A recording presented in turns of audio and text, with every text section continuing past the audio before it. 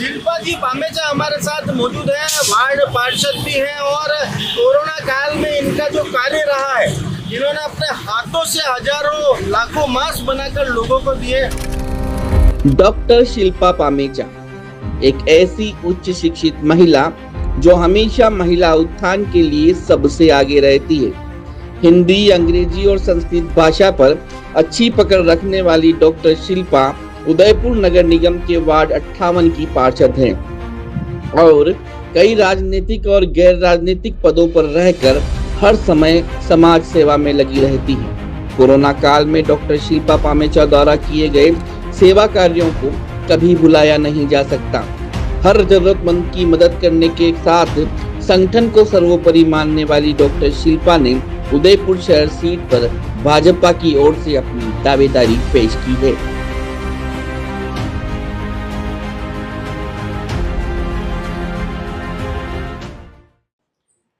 नमस्कार, आप देख रहे हैं हमारा खास कार्यक्रम नेतागिरी, जिसमें हम लगातार जनप्रतिनिधियों को बुला रहे हैं और जनता के सवाल उनसे पूछ रहे हैं, ताकि वो जो सवालों के जवाब दे रहे हैं, उनके दावेदारी जो उन्होंने की है वो कितनी पावरफुल दावेदारी की है।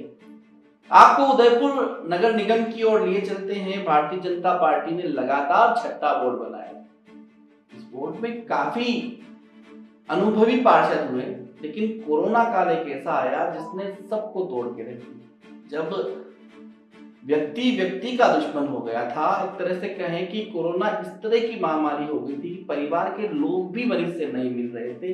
इस बीच कुछ बिरले ही लोग निकले और उन्होंने काफी मेहनत करके कोरोना पेशेंटों को या अपने वार्डों के लोगों को अवेयर करने का जो प्रयास किया, उसमें काफी कम लोग जनप्रतिनिधि भी शामिल थे, जिनमें एक है वार्ड 58 की पार्षद डॉक्टर शिल्पा पामेचा, जिन्होंने दावेदारी की है। हम उनसे सीधा जानेंगे। शिल्पा जी, बहुत बहुत स्वागत है आपका उदयपुर न्यूज में। कैसी चल रही है नेतागिरी? नेतागिरी तो नहीं कहेंगे, हमारा जो सामान्य कार्यकर्ता का कार्यकाल है बहुत अच्छा चल रहा है। मैं बहुत अच्छा महसूस कर रही हूँ और मैंने बहुत नज़दीकी से लोगों की ज़िंदगियों को देखा है और उसे महसूस किया है। उदयपुर न्यूज के दर्शकों को आपके राजनीतिक और पारिवारिक पृष्ठभूमि के बारे में जरा बताइए। मेरी पारिवारिक पृष्ठभूमि, मैं, मेरे हस्बैंड और 2 बच्चे हैं और सास ससुर परलोक सिधार गए हैं। और राजनीतिक पृष्ठभूमि में मैं शुरू से ही जब से देखा तब से परिवार में संघ और सबका समायोजन था। हम उसी में पढ़े मिले। मेरे छोटे नाना जी बीएमएस के नेता रहे, मजदूर संघ के, स्वर्गीय शंभू सिंह जी खमेसरा, और मेरी मासी आमेट से डिप्टी मेयर रही है, हेमलता जी तलेसरा। तो राजनीति तो हमारे परिवार में समाई हुई है और उसी के फलस्वरूप आज मैं भी अब पार्षद बनकर नगर निगम में अपनी भूमिका निभा रही हूँ, पारिवारिक जिम्मेदारियों को निर्वाह करते हुए। मेरा परिवार में मेरा पियर, मेरा ससुराल सभी उदयपुर है और बहुत अच्छा वातावरण है हमारे उदयपुर का। और आगे मेरे सपनों में यही है कि मैंने अगर आज दावेदारी भी रखी है तो परिवार की परामर्श और बच्चों के कहने पर आगे बढ़ने का किया है कि हमें जो मानव जीवन मिला है उसका हम पद पर रहते हुए कैसा उपयोग कर सकते हैं, इसी सोच को रखते हुए मैंने ये कदम उठाया है। कोरोना काल की अगर बात करें तो काफी खतरनाक समय था। उस सफर के बारे में आप बताइए, क्योंकि आपका जो इलाका था अंदरूनी शहर था और एक साथ 360 कोरोना के एक्टिव मरीज वहाँ मिले। वो मंजर आज भी रूह कंपाने जैसा है। आज भी हम सोचते हैं तो रातों की नींद उड़ जाती है। मैंने बहुत नज़दीक से वो मंजर सारा देखा है, जिस समय ये अलर्ट एरिया हुआ था कि यहाँ एक साथ इतने पेशेंट है। कुछ रात के 2 बजे तक हम जग रहे थे। हमने लोगों की आंखों में वो खौफ देखा है जब लोग सोए नहीं थे, और उस दिन महसूस किया कि मृत्यु क्या होती है। लोगों के मन में मरने का डर था जो हमने महसूस किया। रात को टहल रहे थे लोग, पुलिस की गाड़ियां थी, अलर्ट था सब जगह से, जा नहीं सकते, आ नहीं सकते। लगभग 48 घंटे तक दूध की कोई व्यवस्था नहीं थी। मुझे काफ़ी फ़ोन आ रहे थे कि हमारे बच्चे रो रहे हैं, ये हो रहा है, वो हो रहा है। मैंने जब यहाँ की सरस डेयरी में बात करी, उन्होंने यहाँ पर आने से मना कर दिया था कि रेड अलर्ट एरिया है, हम आपको यहाँ कोई व्यवस्था नहीं कर सकते। मैंने अपने लेवल पे जयपुर सरस डेयरी से बात करी, तब जाके उन्होंने मुझे 1300 किलो दूध भेजा।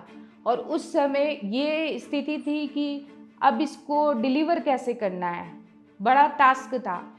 मैंने घर पे मेरे हस्बैंड से परमिशन ली कि क्या मैं निकलूं, एक बार तो उनको भी डर लगा। फिर उन्होंने कहा जो होगा जो देखा जाएगा। उन्होंने एक डॉक्टर से पीपी किट मंगवाया और मुझे कहा कि आप ये पहन कर जाओ और आप मैनेजमेंट संभालो। मुझे लगभग 5 घंटे लगे 1300 किलो दूध देने में, और लाइन बहुत लंबी, लगभग श्रीनाथ जी मंदिर से लेकर बदनौर की हवेली तक लाइन लगी हुई थी। लोगों को दूध की इतनी नीड थी। तो उस दिन मुझे भी लगा कि पीपी किट में ये डॉक्टर कैसे काम करते हैं, जब 4 घंटे मैं खुद बंधी रही थी उसमें। लेकिन वो समय भी निकल गया कि हमने वो समय भी निकाला। फिर धीरे धीरे रेड अलर्ट एरिया हटा, धीरे धीरे हम उस नॉर्मल पोजीशन में आए। फिर भी समस्या थी हमारे सामने कि लोगों के घर में राशन नहीं था, वो रोज़ खा के रोज़ घर चलाने वाले थे। एक दिन ऐसा ही हुआ, मुझे मेरी तरह सामान्य दिखने वाली महिला मिली। उसने कहा कि मुझे राशन चाहिए। मुझे लगा कि इसको देखकर नहीं लगता है कि इसको राशन की आवश्यकता है। मैं अनायास ही उसके घर चली गई। हालांकि मुझे बाद में बहुत गिल्टी हुई कि मुझे ऐसा नहीं करना चाहिए था। मैं गई और उनका सीधा आटे का डिब्बा खोला।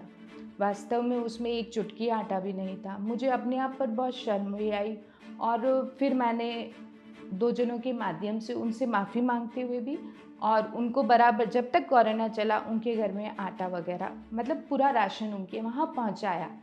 ऐसा फिर मैंने ये चीज़ समझ ली कि भाई वास्तव में जिनको ज़रूरत है वो वास्तव में लेने आएंगे और उनको अपने को देना है। तो मैंने मेरे घर से खाली हाथ किसी को नहीं जाने दिया। कुछ ना कुछ, जिनको तेल की ज़रूरत थी तेल की, जिनको आटे की ज़रूरत थी, जिनको नमक मिर्च की, जो व्यवस्था हो सकती थी मैंने की। उसके बाद भी मुझे एक दिन लगा कि एक प्रेग्नेंट महिला थी एक घर में, और उनके घर में बस यही राशन जा रहा था, उससे काम चला रहे थे।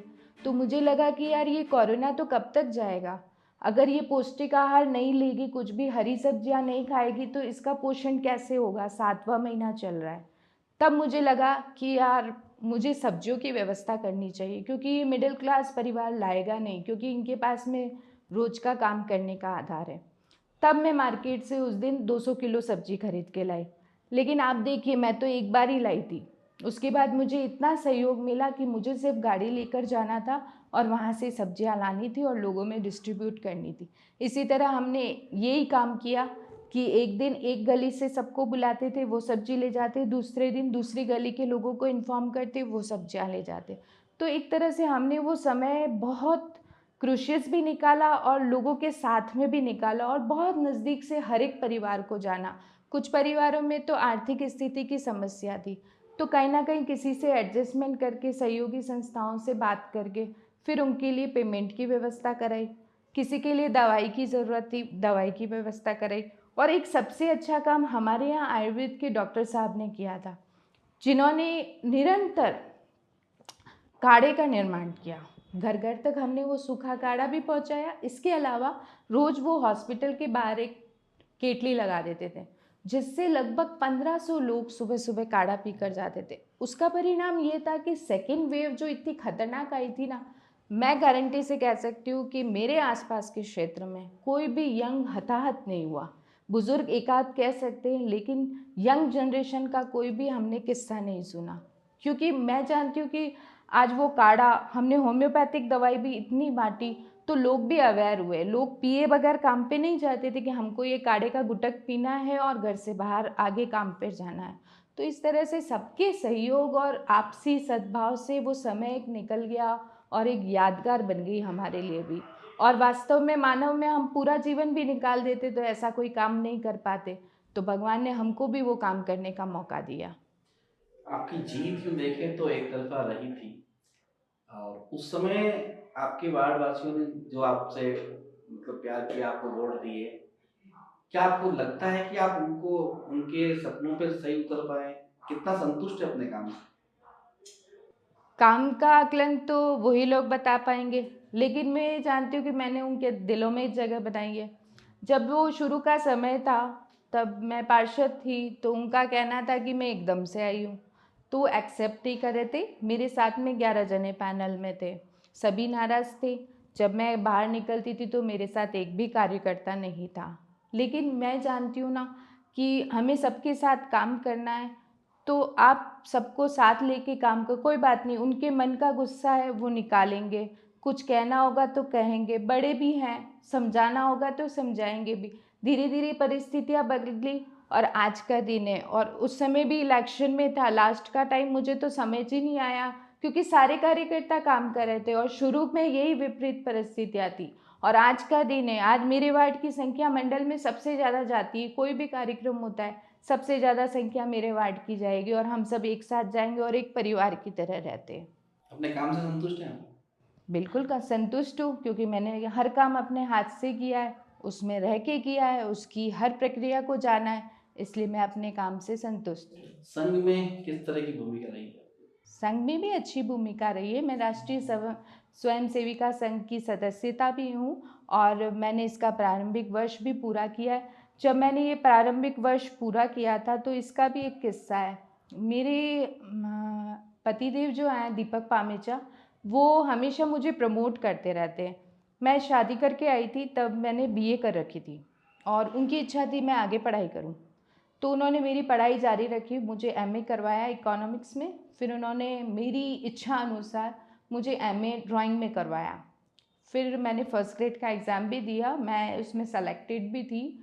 बट अनफॉर्चुनेटली मेरे फादर इन लॉ एक्सपायर हो गए तो मुझे उनका बिजनेस अकाउंट्स का संभालना पड़ा। वो भी मेरे लिए टफ टास्क था, तो वो भी मैंने किया। धीरे धीरे मैंने कॉमर्स को समझा, सारा फील्ड उनका लिया। उसके बाद मैंने एलएलबी करी, पीएचडी करी। तो इस तरह से निरंतर वो मुझे आगे प्रमोट करते रहे। तो उनकी एक इच्छा थी कि मैं भी स्वयं सेविका बनूं, तो उन्होंने मुझे उसमें एडमिशन दिलवाया। तब मुझे लगा कि मुझे आप 5-6 दिन जेल में डाल रहे हो, ना वहाँ मोबाइल है, ना वहाँ कुछ सुविधा है, ना कुछ है। लेकिन फर्स्ट दिन गई तब मुझे लगा कि मुझे जेल में कर दिया और ये, लेकिन जब मैं वहाँ से बाहर आई तो मुझे लगा कि ये काम मुझे आज से 20-25 साल पहले कर लेना था, क्योंकि बहुत बहुत अच्छा होता है। मैं तो मेरे आज इस आपके उदयपुर न्यूज़ चैनल के माध्यम से कहना चाहूँगी कि अगर आपको भगवान ने एक बेटी दी है तो उसको स्वयं सेविका जरूर बनाएं, उसको संघ से जरूर जोड़े। अपनी ज़मीन से वो जुड़ जाएगी तो वो कभी आप मतलब आपके देश का नाम ही रोशन करेगी और देश को मजबूत करेगी। निगम और अपने बोर्ड से कितना संतुष्ट हैं आप? निगम और बोर्ड से संतुष्ट तो देखो, सबका अपना अपना नज़रिया है। मैं संतुष्ट इसलिए हूँ क्योंकि मैं रोज़ जाती हूँ, सक्रिय हूँ उसमें, उसकी कार्यशैली को जानती हूँ और कार्य करना जानती हूँ। तो मेरे लिए सवाल कहीं से भी अटपटा नहीं है कि मैं संतुष्ट हूँ या नहीं हूँ। मैं खुद काम करती हूँ तो मैं संतुष्ट हूँ। जीतने के बाद समिति अध्यक्ष नहीं बनाने की नाराजगी अंदरूनी स्तर पर काफी रही, क्या कहेंगे? कौन कहता है नाराज़गी? अगर नाराज़गी होती तो हम सक्रिय रहते ही नहीं। मैंने तो दुगनी मेहनत से और दुगने जोश से वापस काम शुरू किया और मैं फ्री होल्ड रही, तो ये मेरे लिए बहुत अच्छा रहा। हर समिति मेरी अपनी थी, मैं वहाँ दबंगता से जाके काम करा सकती हूँ। गुलाबाग में कचरा संग्रहण उपकरण जो था उसके घोटाले को आपने खुलासा किया, जबकि बोर्ड आपका ही था, क्या कहेंगे और किस तरह का घोटाला था? ये घोटाला नहीं था, ये एक बात थी कि एक मुद्दा था भाई, सार्वजनिक जनता को लेकर था, सार्वजनिक जगह का था कि वहाँ पर मेरी जानकारी में था कि भाई यहाँ डस्टबिन का टेंडर हुआ है, यहाँ गार्डन में झूले का टेंडर हुआ है और लगभग 3 महीने में 3 टेंडर हुए। तो चूँकि ये जो टेंडर हुए थे वो अधिकारी और आयुक्त साहब के कहने पे हुए। जो छोटे टेंडर होते हैं उसमें हमारा कोई लेना देना नहीं होता, उसमें जानकारी भी नहीं होती महापौर को कि ये चीज़ हुई है। तो जब ये मेरी जानकारी में आया तो मुझे लगा कि यार ये लगे नहीं है और इसका होना चाहिए, खुलासा होना चाहिए कि क्या हुआ, क्या वजह रही कि यहाँ पर डस्टबिन और ये नहीं ले। तो मैंने इस बारे में फिर आगे बात करके उनको आगे दे दिया कि आप इसको संज्ञान में लाकर, और मेरे हिसाब से शायद महापौर जी ने उसका पूरा संज्ञान लेकर उसका पूरा निकाला भी है। उन 70 पार्षदों में से और जनता में से काफी लोग या काफी सवाल ऐसे आते हैं कि वो महापौर जी से संतुष्ट नहीं है, आप क्या कहेंगे? ऐसी कोई बात नहीं है। एक्चुअली सुनी सुनाई बातें करना और उस पे कार्य करना अलग बात है। आप जाकर बैठिए, आधा घंटा भी बैठेंगे आपको पता चल जाएगा कि हमारे महापौर जी बहुत नॉलेज वाले हैं, उनको सब तरह का नॉलेज है। लेकिन आप जब तक जाओगे नहीं, समझोगे नहीं, तो उनको नहीं समझ सकते। हमें भी शुरू में लगता था, लेकिन हमने धीरे धीरे उनके पास बैठना शुरू किया। तो जब हम बैठे तो उन्होंने हर एक चीज़ पे, आप किसी भी चीज़ को पूछ लो, उनको पूरा नॉलेज है और हर एक चीज़ को पूरा विस्तार पूर्वक बता देंगे। तो ऐसा नहीं है कि महापौर जी से ये नहीं, ये कई लोग बात उड़ा देते हैं और फिर यही सोचते हैं। आप जाके बात करिए, टेक्निकली वो बिल्कुल साउंड है और उनको हर चीज़ का टेक्निकली पता है। आप बैठे बैठे ये सड़क की नाप तोल सब बता सकते हैं, वो उनको वहाँ जाने की ज़रूरत नहीं, वो बैठे बैठे ही सब काम कर सकते हैं। और उनको हर मतलब छोटी चीज़ भी, अपन फेरो कवर भी कहते हैं, तो उसका भी ध्यान उनको है कि 6 इंची होना चाहिए, 4 इंची होना चाहिए, इसमें क्या मिलना चाहिए, नहीं मिलना चाहिए। बहुत टेक्निकली नॉलेज है उनको, अच्छा वाला। राजनीति में आपको कम समय हुआ और विधायक की दावेदारी कर रही है। कम समय की तो कोई बात नहीं, शुरू से पारिवारिक पृष्ठभूमि, जैसा कि मैंने बताया कि स्वर्गीय शंभू सिंह जी मेरे छोटे नाना जी थे, हेमलता जी तलेसरा आमेर से डिप्टी मेयर रही, मेरी मासी जी हैं। मैंने उनके साथ बचपन में बहुत कैंपनिंग करी, जब वो पार्षद वगैरह के लिए थी। हम खुली जीप में उस समय में राजसमंद देवगढ़ जाते थे और उस समय में क्या चलता था, जो गांव होती थी ना, वहाँ पर शक्कर और छोटी छोटी वो गोलियाँ, मीठी खट्टी मीठी, ये बच्चों को बांटते थे और बैलून बांटते थे। तो मैंने तो ओपन जीप में उनके साथ में कैंपनिंग करी। तो पारिवारिक पृष्ठभूमि में शुरू से ही ये रहा। फिर घर परिवार की जिम्मेदारियों को निभाते हुए मैं पार्षद के रूप में आई और फिर निरंतर कार्य कर रही थी। तो मैंने अपने काम के विस्तार के लिए कि आज मैं एक क्षेत्र में काम कर सक रही हूँ, एक वार्ड में काम कर सकती हूँ, लोगों को संतुष्ट कर सकती हूँ, तो क्यों ना अपने काम का विस्तार मैं पूरे उदयपुर के लिए करूँ।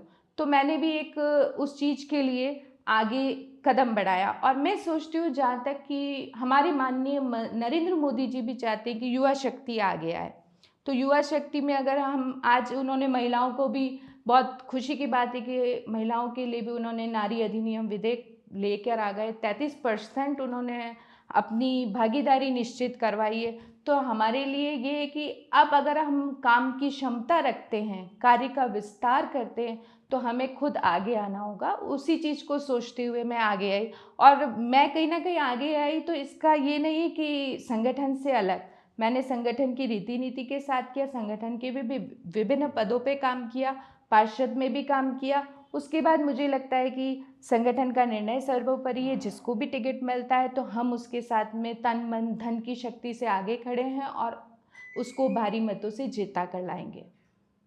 आप कभी भी कोई नवाचार करती हैं तो आपके मंडल में ही विरोध शुरू हो जाता है, क्या कहेंगे? विरोध की तो कोई बात नहीं है, सभी जने मेरे यहाँ पर वरिष्ठ और भाई हैं।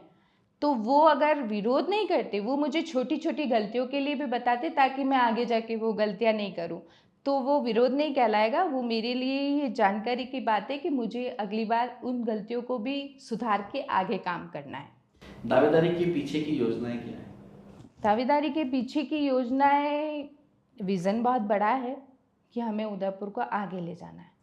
चाहे मैं आऊँ या कोई भी आए, हमें उदयपुर का सिर्फ और सिर्फ विकास करना है। आज मैं मानती हूँ कि उदयपुर में विकास की बहुत संभावना है, तो हमें उसका बहुत सारा विस्तार करना है। सबसे पहले एलिवेटेड रोडों का काम करना है, क्योंकि वो आज की ज़रूरत है। ट्रैफिक व्यवस्था हमारे यहाँ बहुत ज़्यादा बिगड़ी हुई है, तो उसके लिए हमें एलिवेटेड रोडों का सहारा लेना पड़ेगा। और आयड नदी, ये दो तो बहुत ही प्रमुखता से हमारे सामने के विषय हैं, जिनको हमें प्रमुखता से जो भी आएगा उसको करना रहेगा। शहर के चौक चौराहों पर इन दिनों देखें तो होर्डिंग्स में, पोस्टर में आप नजर आ रही हैं। ऐसा नज़ारा पहले कभी शहर ने नहीं देखा, क्या कहेंगे? ऐसा नज़ारा नहीं देखा तो हमारे पास में लीडरशिप के लिए व्यक्ति था और वो आज, उनका कोई मुकाबला आज भी नहीं है। जो काम उनके थे और जो सपने उनके थे वो वास्तव में बहुत बेहतरीन है। आज जो स्मार्ट सिटी भी देख रहे हैं ना, वो उन्हीं की वजह से है। तो ऐसा कभी था ही नहीं और किसी ने ऐसा सोचा भी नहीं था कि ये जगह ऐसे जाएगी, लेकिन वो जगह आज भी उन्हीं की कहलाएगी, आने वाले टाइम में भी उन्हीं की कहलाएगी। और रही बात मेरे बैनर पोस्टर की, तो मैं सोचती हूँ कि मेरे वार्ड में मुझे सभी जने जानते हैं, जनता मुझे जाने, जनता मुझे पहचाने, उस वजह से मैंने ये पोस्टर लगा रखे हैं। ताकि जनता के ध्यान में रहे कि युवा शक्ति है, पढ़ी लिखी है, काम कर सकती हूँ, तो उसी को सोच में रखते हुए मैंने अपने बैनर लगा रहे हैं। आपने अपनी एजुकेशन और जनता की मदद के हिसाब से दावेदारी की है, और अब चूंकि गुलाब जी सक्रिय राजनीति में नहीं है, अगर आप नहीं तो कौन, किन्हें आप और पसंद करते हैं?